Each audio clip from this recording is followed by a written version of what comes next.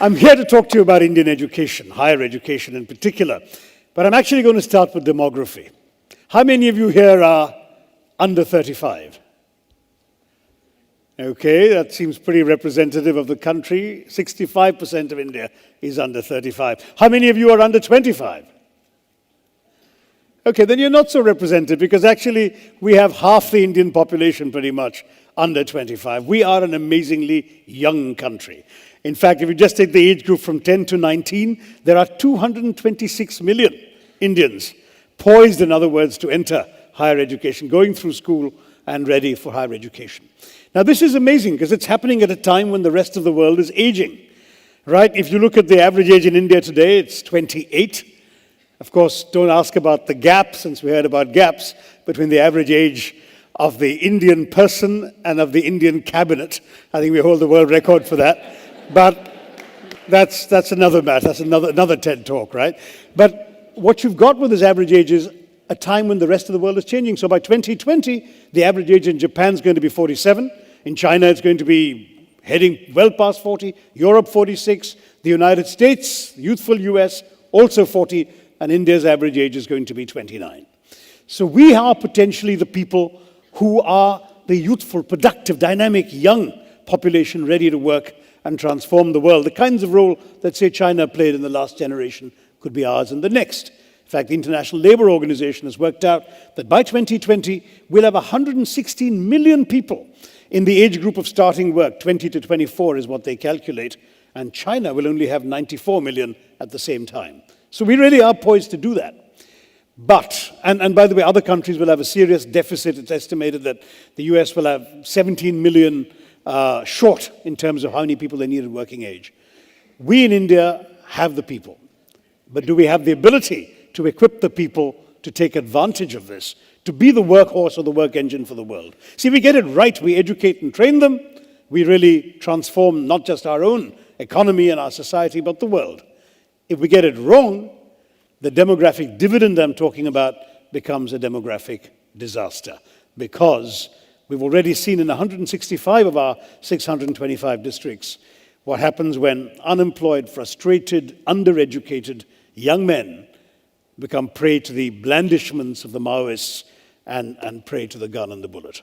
So education in our country is not just a social or economic issue, it's even a national security issue. We've got to equip our people to take advantage of what the 21st century offers them. Now, this is the story in a nutshell. 4 E's. Expansion was our first priority in education. Why? Because the British, and I won't even ask if any of you here, left us in 1947 with a 16% literacy rate. Okay, there were only 400,000, 4 lakh students in the entire country in higher education. We had 26 universities, fewer than 700 colleges. So obviously expansion was essential. We've gone right from that 16% to 74% literacy today. We've gone from 26 universities to 650 universities. We've gone from those 400,000 students, 4 lakh students, to 20 million students in higher education today. And we have 35,000 colleges as well, instead of the 700 colleges we had then. So expansion's taken place. We've also had to fight for the second E of equity, that is, including the excluded from education, trying to reach out to the unreached, the people who didn't get a fair shake in education for reasons they couldn't help. Gender, an obvious reason. When we had that 16% literacy rate, you know what the female literacy rate was? 8.9% at the time of independence. Just 1 out of 11 Indian women could read and write. Caste, region, religion, all sorts of people got left out the system. We had to bring them in. And that became a big challenge and a priority for education. In getting those two things more or less right, I don't know how well we did on the third E, which is the E of excellence. Obviously, you need quality. And we set about setting up institutions of great quality in our country. The IITs are a good example. In fact, it's part of Jawaharlal Nehru's vision that the IIT in Kharagpur was established back in 1956, the year I was born, and it was done on the site of a British detention center, the Hijli Detention Center. So a symbol of political oppression became instead a symbol of hope, of technology, of looking to the future. But for the IITs, the IIMs, a few good institutions, I'm sure you can all pick your few around the country, these have tended to be islands of excellence floating on a sea of mediocrity. The average Indian higher education institution is simply not of the quality that you and I, all of us in this audience, would like to see. And that ties into the fourth E that I've added to this catechism, employability. Talk to employers, talk to CEOs. What do they tell you? That they're simply not satisfied with the quality of the graduates they're getting. Even in the T of TED, the technological area, engineering graduates, have 500,000 engineering graduates a year. But if you talk, for example, to the Federation of Indian Chambers of Commerce and Industry, they did a survey, 64% of employers are not satisfied with the quality of graduates they're getting. Some companies are running essentially re-education places. Infosys has a gigantic campus in Mysore, and it's not on-the-job training, which big companies tend to do. It is, in fact, really a full year's education for the people they've already hired to make up for the deficiencies of what they've learned and not properly learned in college. Now, that's the scale of the challenge that we face. What are we doing about it? A great deal needs to be done. Of course, we are trying to put in kids into the system at an early age. The RTE, the Right to Education Act. If kids were out of school in the old days, it was their parents' fault. Today, if they're out of school, it's the state's fault. The government is committed to actually getting them an education. We've got more and more money being pumped in by the system at all levels. For example, many of you may have gone to prestigious universities. Lots of people in India don't. They go to state universities, which are grossly underfinanced. We've come up with a scheme to pump central money into the state universities so they actually have resources to do something with the students they have there. Money isn't the whole answer. There is an entire challenge in terms of addressing things like the gender gap. That's a gap that, despite what what the earlier speaker said, we don't want to embrace, right? It's a gap we must overcome. Right now, women's literacy is 66%, better than the 8.9, but still means that, 1 out of every 3 Indian women still can't read and write. We have to overcome that. We need to catch the ones who've been left out of the net. Adult literacy, huge challenge. I went off to a village in Tamil Nadu, not far from Kanjivaram, and I met women who in their 50s and 60s were learning to read and write. And people think sometimes, what's the point? Some of their own family members, their husbands think, what's the point? The answer is it changes their lives. It empowers them in real ways. I spoke to a woman called Chitra Mani, who told me, proudly wrote her name in Tamil on a piece of paper. And I said, so what does being able to read and write mean to you? And she said, now I can see the destination of the bus, where it's going. I don't have to ask somebody where that bus is going. I know where I can go. When I get to the big city of Kanchipuram, I can read the street signs. I can find where I need to go. I don't feel helpless anymore. That kind of that empowerment is what literacy gives people in a very fundamental and real way. And we're trying to do that, of course, for those who've dropped out early on in the days before we got to that 74%. The younger kids, we've got them into school now.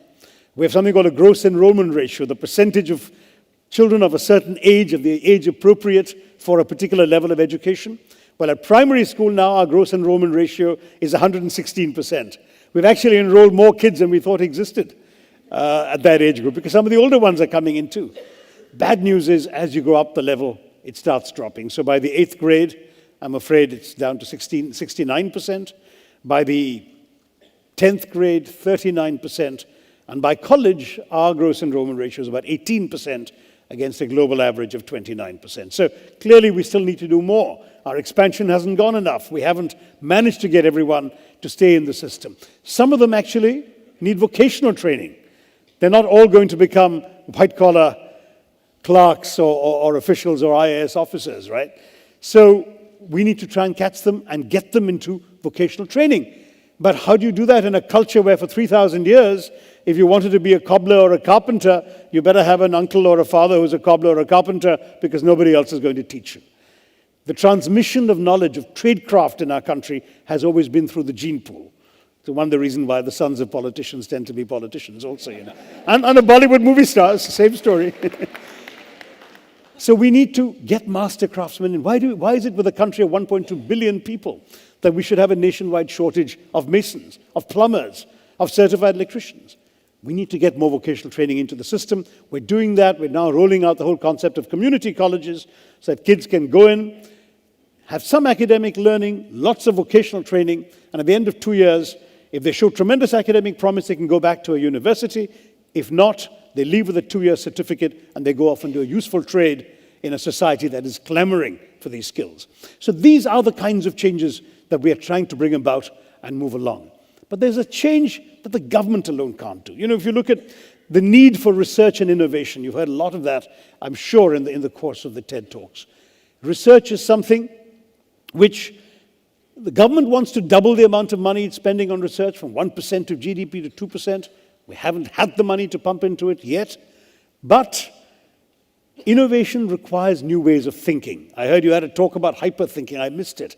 But new ways of thinking means learning to think out of the box, learning to create. I know we're famous for jugaad, right? You Google the words frugal innovation, and the top 20 hits will all relate to Indian inventions. We've invented the world's cheapest electrocardiogram, the simplest and cheapest EKG, the cheapest insulin injection, the world's cheapest small car, the Tata Nano, all that's come. But all these have been things invented elsewhere that we have stripped down, made more affordable, more replicable, more relevant to our conditions. We need to do things that others haven't done before, which we used to do in our culture. We're the land that invented the zero. Remember how the Romans used to write their numerals in long strings of letters? Until an Indian thought of the idea of zero, emerging from the notion of shunyata in Hindu and Buddhist thinking. And that came into the zero, shunya, which transformed global mathematics. We need to think like that again. We need to come up with ideas. We have 17% of the world's brains. Why do we only have 2.8% of the world's research output coming out of our country? Well, perhaps we need to start in the classroom.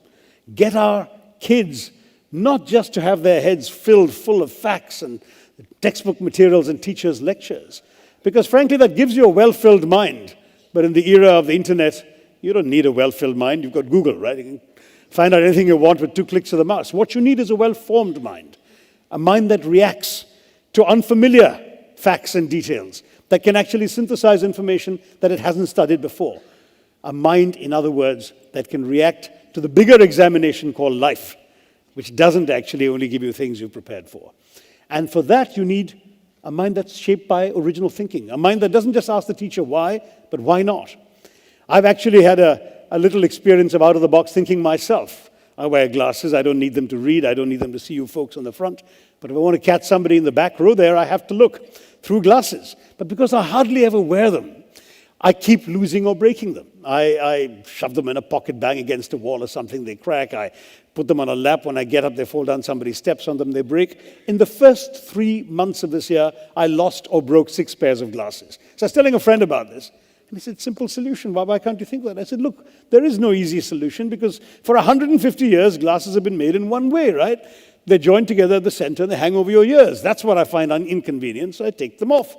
And he said, no, we'll find a different way. You can reimagine glasses in a way that they're not going to hang over your ears or be joined in the middle. And this is what he did. I'm wearing them right now, and I want to see anybody at the back.